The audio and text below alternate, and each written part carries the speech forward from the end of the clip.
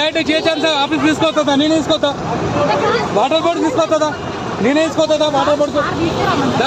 నా బండి మీద తీసుకొస్తుందా? రండి రండి.